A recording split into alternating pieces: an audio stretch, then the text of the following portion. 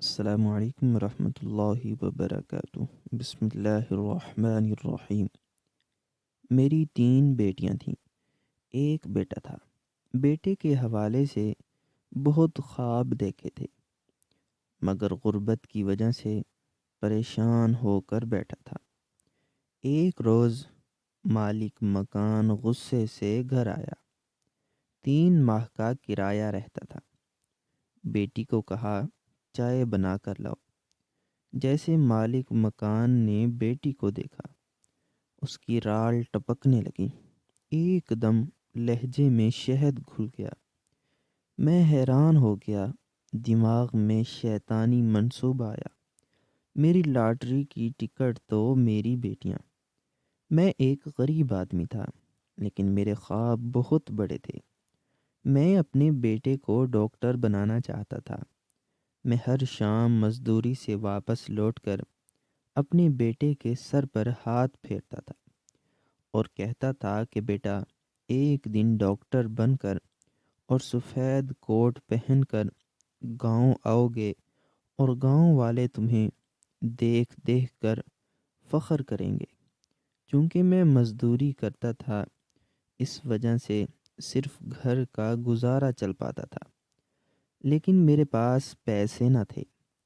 وقت گزرنے کے ساتھ ساتھ مجھے احساس ہونے لگا تھا کہ آنے والا وقت مشکل سے مشکل ترین ہوتا جائے گا۔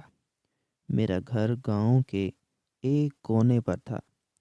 میرا گھر اس قدر بوسیدہ تھا کہ ہر روز کوئی نہ کوئی چیز ٹوٹ جایا کرتی تھی۔ گھر کے بالکل ہی ساتھ ایک نالا تھا، جہاں پر پورا گاؤں کا گند ڈالا جاتا تھا، جس کی وجہ سے اس میں سے اس قدر بو آتی تھی کہ کبھی کبھی برداشت کرنا مشکل ہو جاتا تھا۔ لیکن وقت گزرنے کے ساتھ ساتھ سب عادی ہو چکے تھے۔ میں جس گھر میں رہتا تھا وہ کرائے کا گھر تھا، جس کا ہر ماہ مجھے چند ہزار کرایہ ادا کرنا پڑتا تھا۔ جو بھی میں کماتا تھا، اس کا بڑا حصہ کرائے پر ہی خرچ ہو جاتا تھا۔ میری 3 بیٹیاں تھیں، جن میں سے سب سے بڑی کا نام سکینہ، درمیانی کا نام کلثوم اور سب سے چھوٹی کا نام رشیدہ تھا۔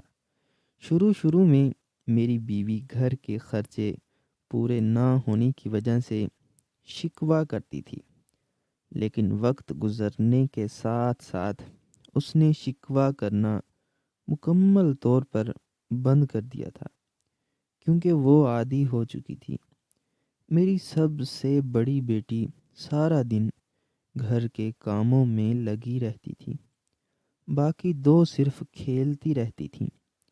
کبھی ان کا دل چاہتا تھا تو وہ کام کرا لیتی تھیں۔ ایک دن دوپہر کے وقت دروازہ زور سے بجا تھا۔ میری بیوی نے جا کر پوچھا تھا کہ کون ہو۔ باہر سے حاجی نذیر کی سخت آواز سنائی دی تھی۔ اس نے غصے سے کہا تھا کہ دروازہ کھولو، تم لوگوں نے 3 ماہ کا کرایہ ادا نہیں کیا۔ تم لوگوں نے خود کو سمجھ کیا رکھا ہے کہ یہ گھر تمہارا اور میں تمہارا نوکر ہوں؟ میں حاجی کی آواز سن کر جلدی سے باہر گیا تھا اور میں نے اس سے کہا تھا کہ حاجی صاحب، کچھ دن اور دے دیں۔ پچھلے ہفتے مزدوری نہ ملی تھی، اس وجہ سے میرے پاس پیسے نہ تھے، مگر وہ میری بات کو کاٹ کر بولا تھا کہ روزانہ یہی بہانہ۔ محلے والے بھی میرا مذاق اڑا رہے تھے۔ میں تو شریف آدمی ہوں، اس لیے تم لوگوں نے میرا مذاق بنا رکھا ہے۔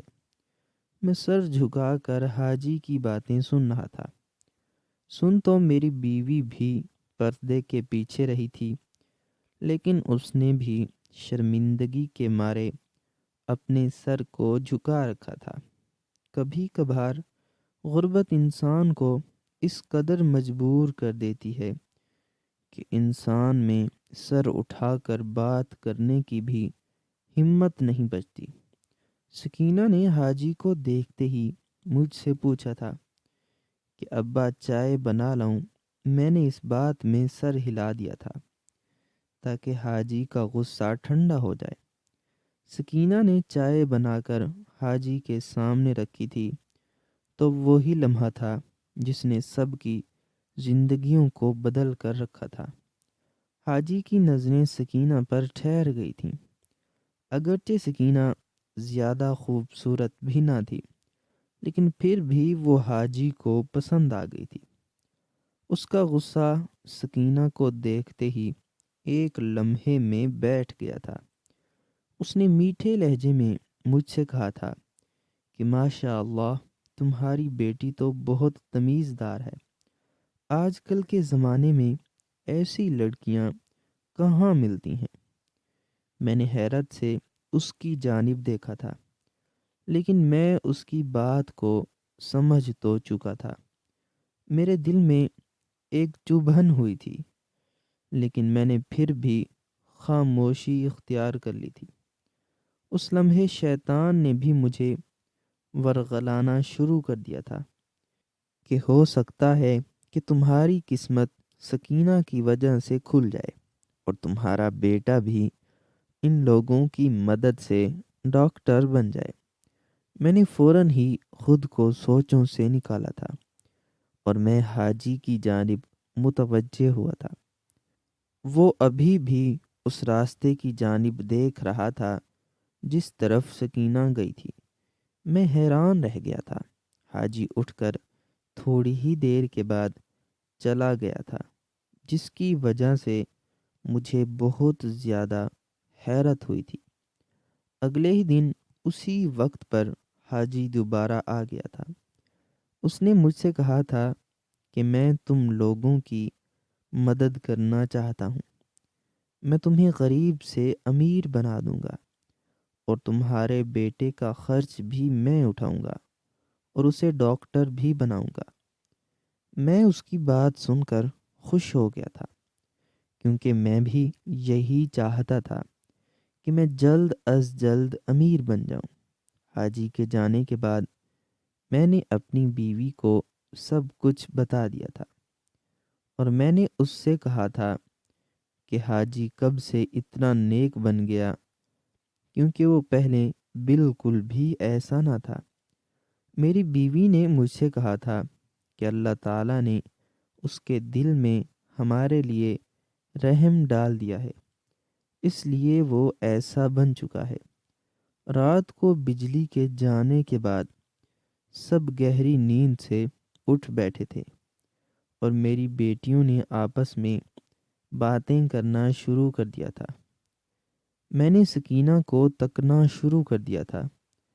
پھر میں نے اپنے بیٹے کی جانب دیکھا تھا اور میرے دل میں اچانک خیال آیا تھا کہ یا اللہ، اگر میرے بچے کی خاطر مجھے غلط راہ پر چلنا پڑے تو مجھے معاف کر دینا، کیونکہ میں مجبور ہوں۔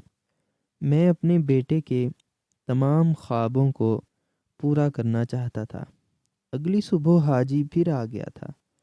وہ اپنے ساتھ کچھ چیزیں بھی لایا تھا اور اس نے مجھے وہ چیزیں دیتے ہوئے کہا تھا کہ یہ تھوڑی کھانے کی چیزیں اور کپڑے ہیں بچوں کے لیے۔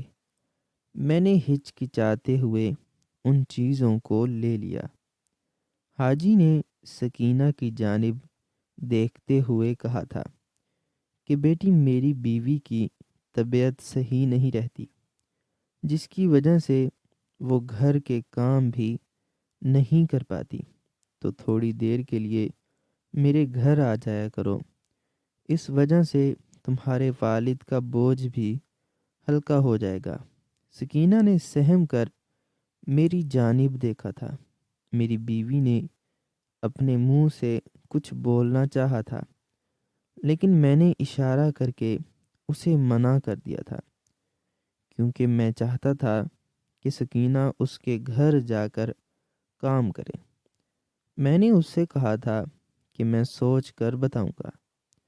حاجی صاحب میری بات سن کر حاجی صاحب مسکرانے لگے اور اس نے کہا تھا کہ اگر تم نے میری بات مانی تو میں تمہیں انعامات سے بھر دوں گا۔ حاجی کے جانے کے بعد گھر میں سناٹا چھا گیا تھا۔ میری بیوی نے مجھ سے غصے میں کہا تھا کہ کیا تم اپنی بیٹی کو اس کے گھر کام کرنے کے لیے بھیجو گے؟ میں نے غصے سے اپنی بیوی کو چپ کرا دیا تھا اور میں نے اس سے کہا تھا کہ سب لوگ اپنی بیٹیوں کو کام کرنے کے لیے کہیں نہ کہیں بھیج دیتے ہیں، اور اگر میری بیٹی چلی جائے گی تو اس میں کون سی بڑی بات ہے؟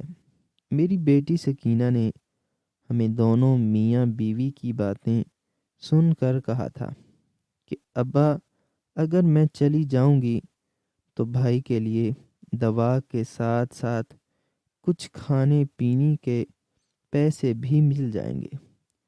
میں اس کی بات سن کر مسکرا اٹھا تھا، کیونکہ مجھے اس سے یہی امید تھی۔ میرا بیٹا پیدائش کے وقت سے ہی بیمار تھا، لیکن ڈاکٹرز نے کہا تھا کہ علاج ہونے کی وجہ سے وہ جلد از جلد ٹھیک ہو جائے گا، لیکن میرے پاس اتنے پیسے نہ تھے کہ میں اس کا اچھی جگہ سے علاج کروا سکوں۔ میں نے سکینہ کے سر پر ہاتھ رکھا تھا اور میں نے مسکراتے ہوئے اس سے کہا تھا کہ اللہ تعالیٰ تمہیں سلامت رکھے بیٹی۔ صبح تم اس کے گھر چلے جانا اور وہاں پر دھیان سے رہنا۔ حاجی ایک نیک آدمی ہے، اور صبح ہوتے ہی وہ میری بات مان کر چلی گئی تھی۔ گھر میں اس دن گہرا سناٹا چھایا ہوا تھا۔ مجھے بالکل بھی سکون محسوس نہیں ہو رہا تھا۔ سکینہ واپس نہ آئی تھی، کیونکہ حاجی نے کہا تھا کہ وہ کچھ دن میرے ہی گھر پر رہے گی۔ پہلی رات مجھے سوچ سوچ کر نیند نہ آئی تھی۔ میرا ضمیر مجھے بار بار ملامت کر رہا تھا کہ میں نے اپنی بیٹی کو کیوں بھیجا، لیکن میں نے یہ سوچ کر اپنے ضمیر کی آواز کو دبا دیا تھا کہ تمام باپ ایسا ہی کرتے ہیں، وہ اپنے بچوں کے لیے ایسا کرتے ہیں۔ اگر سکینہ بھی اپنے باپ کے لیے قربانی دے دے گی تو اس میں کیا حرج ہے؟ اس طرح میں نے دل کو بھلا لیا تھا۔ چند دن گزرنے کے بعد جب سکینہ شام کو ہم سے ملنے کے لیے آئی تھی تو اس کا چہرہ اترا ہوا تھا اور اس کی رنگت زرد تھی، اور اس کی آنکھیں بھی سوجی ہوئی تھیں، جن سے صاف لگ رہا تھا کہ جیسے وہ روتی رہی ہو۔ میں نے پریشان ہو کر اس سے پوچھا تھا کہ کیا ہوا بیٹی، وہاں پر کام زیادہ تھا؟ اس نے میری بات سننے کے بعد سر جھکا کر کہا تھا کہ نہیں ابا، نیا گھر تھا، اس وجہ سے نیند نہ آئی تھی۔ میری بیوی نے اس کی جانب دیکھا تھا، کیونکہ وہ اس سے کچھ پوچھنا چاہتی تھی، لیکن سکینہ دروازہ بند کر کے کمرے میں چلی گئی تھی۔ میں نے اپنی بیوی کی جانب دیکھا تھا۔ مجھے اس کی خاموشی صحیح نہیں لگ رہی تھی۔ میں نے اپنی بیوی کو مزید کچھ بھی پوچھنے سے روک دیا تھا، کیونکہ وقت گزرنے کے ساتھ ساتھ گھر کے حالات بہتر ہوتے جا رہے تھے۔ اگرچہ مجھے سب کچھ سمجھ میں آ رہا تھا، لیکن میں نے پھر بھی خاموشی اختیار کر رکھی تھی، کیونکہ میں چاہتا تھا کہ گھر کے حالات جلد از جلد بہتر ہو جائیں۔ رات کو بارش ہونے لگی تھی۔ میری نظر بیٹے کی دوائی کے خالی ڈبے پر پڑی تھی۔ میرے دل میں پھر سے خیال آیا تھا کہ اگر حاجی مدد کر دے تو گھر کے حالات دن بدن بہتر ہوتے جائیں گے۔ اچانک میرے ضمیر نے مجھے شرمندہ کرنا چاہا تھا کہ میں ایسا باپ بن گیا ہوں جو اپنی ہی بیٹی کا سودا کرنے کے بارے میں سوچ رہا ہوں۔ میں یہ سوچتے ہی رو پڑا تھا۔ میں نے روتے ہوئے اپنا سر دیوار سے ٹکرایا تھا اور میں نے سوچا تھا کہ غریب ہونا سچ میں اتنا بڑا جرم ہے۔ میں نے کافی دیر رونے کے بعد اپنے ضمیر کو پہلے کی طرح پھر سلا دیا تھا، کیونکہ میں چاہتا تھا کہ حاجی مجھے پیسے دے اور میں جلد از جلد امیر بن جاؤں، اور میں نے اپنے بیٹے کے بارے میں جو خواب دیکھا ہے اسے پورا کر سکوں۔ صبح کے وقت سکینہ چپ چاپ اٹھ بیٹھی تھی۔ اس نے کچھ بھی نہیں بتایا تھا۔ اس نے اٹھ کر گھر کے برتن دھونے شروع کر دیے تھے، اور اس نے میرے لیے پانی کو بھی گرم کیا تھا، لیکن اس کے چہرے کو دیکھ کر مجھے ایسا محسوس ہوا تھا کہ جیسے اس کے چہرے پر تھکن کے بجائے خوف موجود ہو۔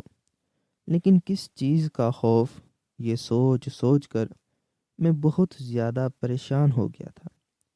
میں نے اس سے پوچھنے کی بہت کوشش کی تھی، لیکن وہ کچھ بھی بتانے کے لیے تیار نہ تھی۔ میں نے ناشتہ کرتے وقت اس سے پوچھا تھا کہ کیا بات ہے سکینہ؟ میری بات سن کر وہ چونک اٹھی تھی، اور اس نے مسکراتے ہوئے کہا تھا کہ ابا میں بالکل ٹھیک ہوں، مجھے کچھ بھی نہیں ہوا، بس کل حاجی صاحب کی بیگم نے گھر کی صفائی کروا لی تھی، جس کی وجہ سے میں تھک چکی تھی۔ میں نے اسے مزید کچھ بھی نہ کہا تھا، لیکن میرے اندر ایک چبھن سی محسوس ہوئی تھی کہ میں نے اپنی بیٹی کو دوسروں کے گھر کام کرنے کے لیے بھیج دیا ہے۔ میری بیوی نے مجھ سے آہستگی سے کہا تھا کہ اب یہ دوبارہ وہاں پر کام کرنے کے لیے نہیں جائے گی۔ مجھے ایسا محسوس ہو رہا ہے کہ وہاں پر اس کے ساتھ کچھ غلط ہوا ہے۔ جس طرف میری بیوی نے اشارہ کیا تھا میں سمجھ چکا تھا۔ میں نے غصے سے اپنی بیوی کو ڈانٹتے ہوئے کہا تھا کہ تمہاری سوچ غلط ہے، حاجی بہت ہی اچھا آدمی ہے۔ میری بات سننے کے بعد اس نے کہا تھا کہ اگرچہ وہ غلط آدمی نہیں ہے، لیکن وہ ہے تو ایک مرد ہی۔ میں نے اس کی بات کو نہ مانا تھا، اگرچہ وہ سچ کہہ رہی تھی، لیکن پھر بھی میں نے اسے جھوٹا کہہ کر جھٹلا دیا تھا۔ دن گزرتے گئے تھے، کلثوم بھی بڑی ہوتی جا رہی تھی۔ وہ سب کچھ سمجھتی تھی، لیکن پھر بھی اس نے خاموشی اختیار کی ہوئی تھی۔ ایک دن اس نے اپنی ماں سے کہا تھا کہ اماں ابا مجھے بھی سکینہ کی طرح بیچ ڈالے گا۔ اس کی بات سن کر میری بیوی لرز اٹھی تھی، لیکن اس نے اسے ٹال مٹول کر کے بھگا دیا تھا، لیکن خود اس کی آنکھوں میں سے آنسو نکلنے لگے تھے۔ غربت کبھی کبھار انسان سے وہ سب کچھ بھی کرواتی ہے جس کے بارے میں انسان نے کبھی بھی نہیں سوچا ہوتا۔ میرا بیٹا دن بدن مزید بیمار ہوتا جا رہا تھا۔ وقت گزرنے کے ساتھ ساتھ اس کی صحت گرتی جا رہی تھی۔ ڈاکٹر نے کہا تھا کہ اس کا جلد از جلد علاج کروانا ہوگا، لیکن میرے پاس کچھ بھی نہ تھا، اور نہ ہی گھر میں کچھ پڑا تھا جسے بیچ کر میں اس کا علاج کروا لیتا۔ میں خود کو بہت بے بس محسوس کر رہا تھا۔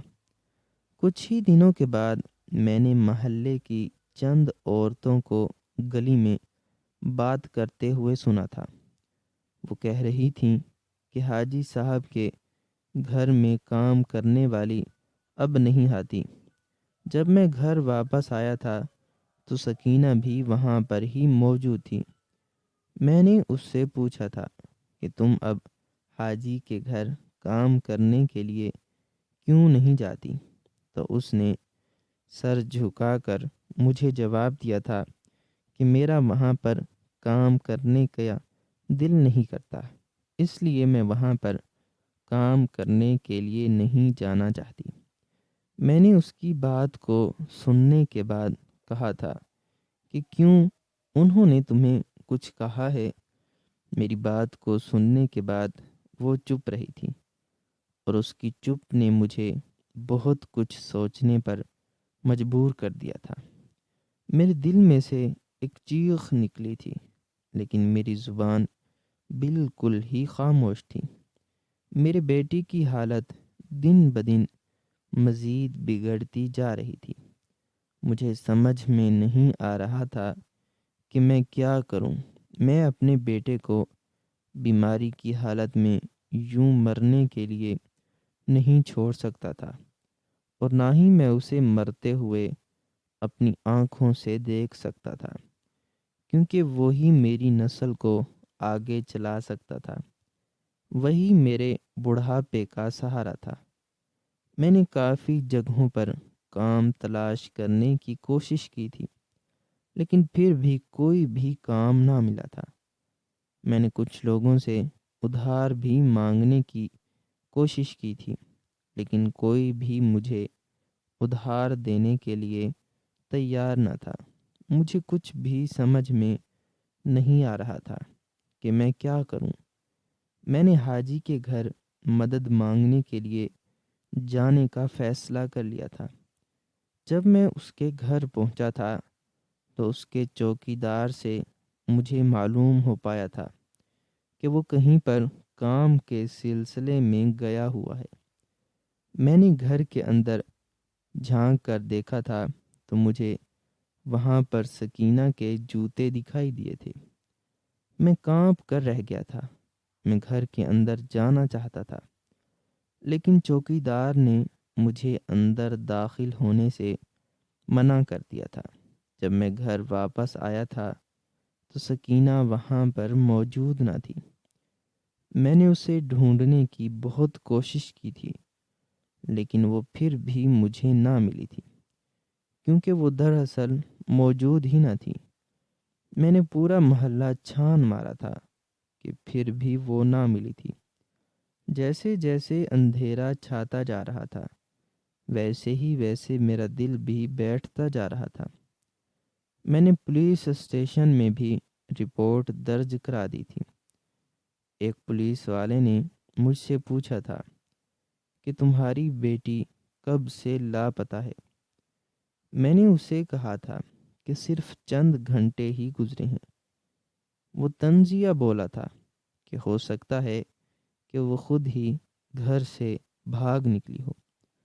مجھے اس کی بات سننے کے بعد غصہ تو بہت آیا تھا، لیکن میں نے پھر بھی خاموشی اختیار کر لی تھی۔ جب میں گھر واپس آ رہا تھا تو بہت سے لوگ آپس میں بات کرنے میں مشغول تھے۔ وہ میری ہی بیٹی کے بارے میں باتیں کر رہے تھے۔ ایک کہہ رہا تھا کہ لڑکی خود بھاگی ہے، لیکن دوسرے نے پہلے کو ٹوکتے ہوئے کہا تھا کہ ہو سکتا ہے کہ باپ نے اسے خود ہی بیچا ہو۔ سب کو معلوم تھا کہ وہ حاجی کے گھر کام کرنے کے لیے جاتی تھی، اور حاجی کی بیوی تو بستر پر ہی پڑی تھی۔ وہ کہاں کسی پر نظر رکھ سکتی تھی؟ میں نے ان کی بات کو سن تو لیا تھا، لیکن میں پھر بھی خاموش رہا تھا، کیونکہ میں نہیں چاہتا تھا کہ کسی بھی قسم کا مزید تماشا بنے۔ جب میں گھر پر پہنچا تو میری بیٹی بیٹھی چارپائی پر رو رہی تھی۔ میری بیٹیاں بھی اس کے ساتھ بیٹھی سہمی ہوئی تھیں۔ جب میں نے ان کی جانب دیکھا تھا تو میری چھوٹی بیٹی نے مجھ سے کہا تھا کہ ابا سکینہ واپس تو آ جائے گی نا؟ تو اس کی بات کو سننے کے بعد مجھے کچھ بھی سمجھ میں نہیں آ رہا تھا کہ میں کیا کروں اور اپنی بیٹیوں کو کیا جواب دوں۔ اس لیے میں نے خاموشی سے کمرے کا رخ کیا تھا۔ اگلے ہی دن پولیس والے مزید تفتیش کرنے کے لیے آئے تھے، لیکن انہوں نے صرف چند ہی باتیں پوچھی تھیں اور وہ پھر واپس چلے گئے تھے۔ دن ہفتے مہینوں میں بدلتے گئے تھے، لیکن مجھے سکینہ کے بارے میں کوئی بھی خبر نہ ملی تھی۔ پتہ نہیں وہ کس حال میں تھی۔ حاجی بھی اس دن کے بعد کبھی بھی دکھائی نہ دیا تھا۔ میرے بیٹے کی حالت دن بدن گرتی جا رہی تھی۔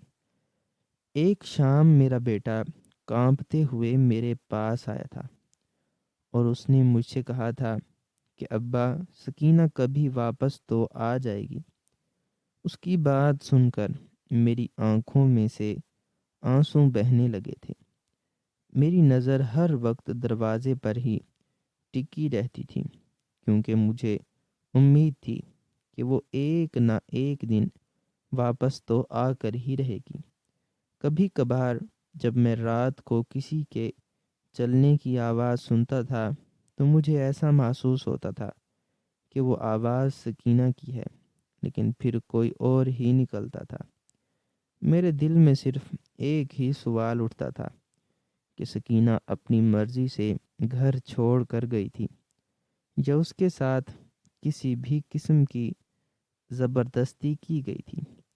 مجھے رہ رہ کر اپنی غلطی کا احساس ہونے لگا تھا کہ مجھے سکینہ کو اس حاجی کے گھر نہیں بھیجنا چاہیے تھا، لیکن اب کیا ہو سکتا تھا، کیونکہ پانی سر کے اوپر سے گزر چکا تھا۔ مجھے کچھ بھی سمجھ میں نہیں آ رہا تھا کہ میں کیا کروں۔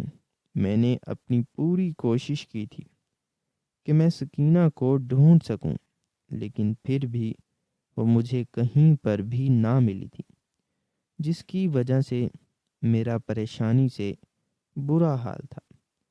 ایک دن صبح سویرے جب میں چائے پی رہا تھا تو ماحول میں چھائی ہوئی خاموشی کو پولیس کی گاڑی کی آواز نے توڑا تھا۔ میں پولیس والوں کی گاڑی کی آواز سن کر چونک اٹھا تھا۔ پولیس آ کر میرے دروازے پر رک گئی تھی۔ پورے محلے والے پولیس کو دیکھ کر اکٹھے ہو گئے تھے، کیونکہ وہ تماشا دیکھنا چاہتے تھے۔ پولیس والوں نے آواز دے کر مجھے گھر سے باہر بلایا تھا۔ میں جب باہر گیا تھا تو پولیس والوں نے مجھے جو کچھ بتایا تھا اسے سنتے ہی میرے قدموں کے نیچے سے زمین نکل پڑی تھی۔ ان لوگوں کو سکینہ مل چکی تھی۔ وہ یتیم خانے میں تھی۔ میں تو سمجھا تھا کہ سکینہ مر چکی ہے، اس لیے نہیں مل رہی۔ سکینہ کے زندہ ہونے کی خبر نے مجھے خوش کر دیا تھا۔ ایک پولیس والا کہہ رہا تھا، میری آنکھوں میں دیکھتے ہوئے اس نے سیدھا کہا کہ تمہیں تھانے چلنا ہوگا، کیونکہ تمہاری بیٹی نے بیان دیا ہے کہ میرے والد صاحب نے مجھے خود ہی بیچ دیا تھا، لیکن میں وہاں سے بھاگ نکلی تھی، اور میں نے وہاں سے بھاگنے کے بعد گھر جانے کے بجائے یتیم خانے میں پناہ لے لی تھی۔ پولیس والے کی بات سن کر میرے ہوش اڑ گئے تھے اور میرا گلا خشک ہو چکا تھا۔ جب میں پولیس والوں کے ساتھ جا رہا تھا تو محلے کی عورتیں چھتوں پر چڑھ کر دیکھ رہی تھیں۔ ایک عورت نے دوسری عورت سے کہا تھا کہ آخر کار بیٹی کو بیچنے والا پکڑا گیا ہے۔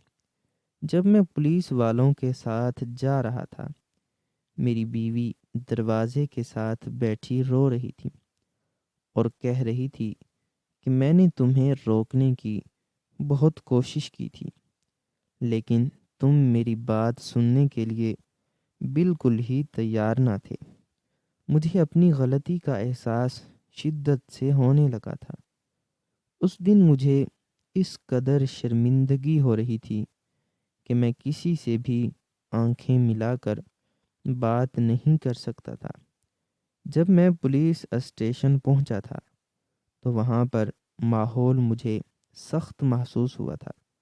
سکینہ ایک بینچ پر بیٹھی ہوئی تھی اور وہ میرے آنے کا انتظار کر رہی تھی۔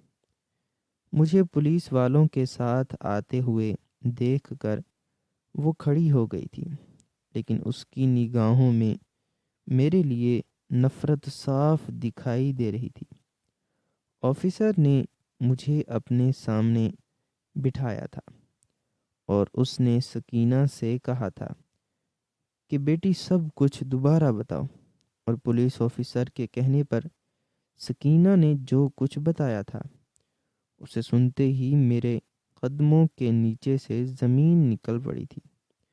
سکینہ نے کہا تھا کہ میں نے اپنے باپ پر بھروسہ کیا تھا، لیکن وہی میرا سب سے بڑا دشمن نکلا تھا۔ میں نے اس کی بات کو سننے کے بعد چیخ کر کہا تھا کہ میں نے تمہیں نہیں بیچا تھا، بلکہ میں نے تو تمہیں کچھ دنوں کے لیے وہاں پر کام کرنے کے لیے بھیجا تھا۔ میری بات سننے کے بعد سکینہ نے سر اٹھا کر کہا تھا کہ ابا آپ کو سب کچھ معلوم تھا، لیکن آپ نے پھر بھی مجھے اس درندے کے ساتھ رہنے کے لیے بھیج دیا تھا۔ میں نے آپ سے کہا بھی تھا کہ میں وہاں پر نہیں رہنا چاہتی، لیکن پھر بھی آپ نے مجھے وہاں پر کام کرنے کے لیے بھیجنا چاہا تھا۔ کمرے میں موجود سب لوگ خاموشی سے اس کی بات کو سن رہے تھے۔ اس کی بات سنتے ہی مجھے بہت زیادہ شرمندگی محسوس ہونے لگی تھی۔ آفیسر نے پولیس اہلکاروں کو حکم دیا تھا کہ وہ مجھے لے جا کر جیل میں بند کر دیں، کیونکہ انہوں نے میرا فیصلہ عدالت پر چھوڑا تھا۔ جس جیل میں انہوں نے مجھے بند کر دیا تھا وہاں سے بو آ رہی تھی۔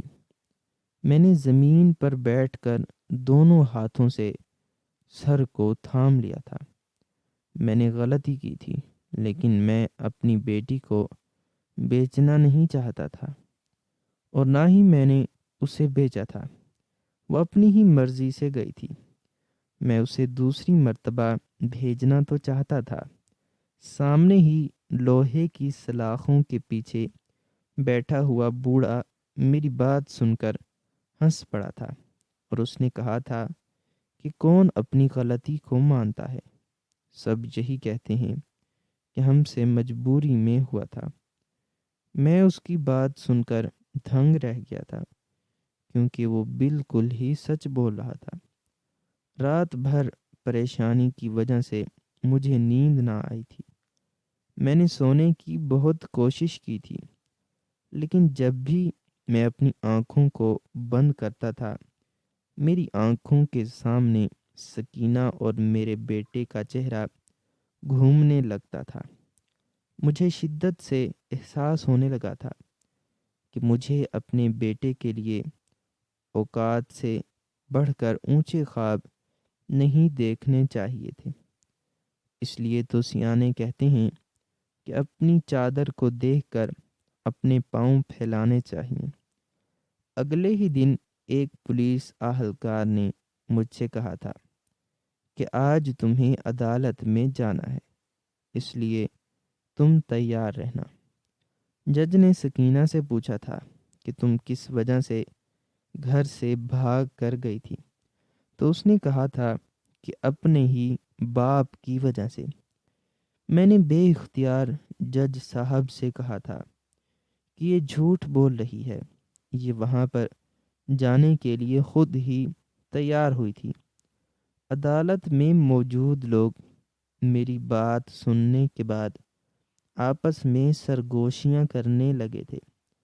ایک عورت جو میرے ہی قریب بیٹھی ہوئی تھی، اس نے اپنی دوسری دوست سے کہا تھا کہ دیکھو نا، اب باپ بھی اپنے ہاتھوں سے اپنی بیٹیوں کو بیچنے لگے ہیں۔ ان کی باتیں سن کر میری آنکھوں میں سے آنسو بہنے لگے تھے۔ سب کی باتیں سننے کے بعد عدالت نے فیصلہ کیا تھا کہ مجھے 7 سال قید میں رکھا جائے اور میرے پیچھے گھر کا سارا خرچہ عدالت ہی اٹھائے گی۔ جج صاحب کا فیصلہ سن کر میں نیچے گر پڑا تھا۔ ایک اہلکار مجھے سہارا دینے کے لیے آگے بڑھا تھا، لیکن میرا وجود ہمت ہار چکا تھا۔ سکینہ اپنی ماں کے ساتھ گھر چلی گئی تھی، لیکن مجھے پولیس والوں نے جیل میں بند کر دیا تھا، جہاں پر میں نے اپنے دن رو رو کر گزارے تھے، کیونکہ وہاں پر میرا بالکل بھی دل نہیں لگ رہا تھا۔ میں اپنے گھر جانا چاہتا تھا اور اپنے بیٹے کو گلے سے لگانا چاہتا تھا، لیکن پولیس والوں نے مجھے ایسا نہ کرنے دیا تھا۔ جیل میں صبح سویرے قیدیوں کو بیٹھ کر کھانا کھلایا جاتا تھا اور دن بھر ان سے ایسی مشقت کروائی جاتی تھی کہ انہوں نے اپنی زندگی میں کبھی بھی نہ کی ہوتی تھی۔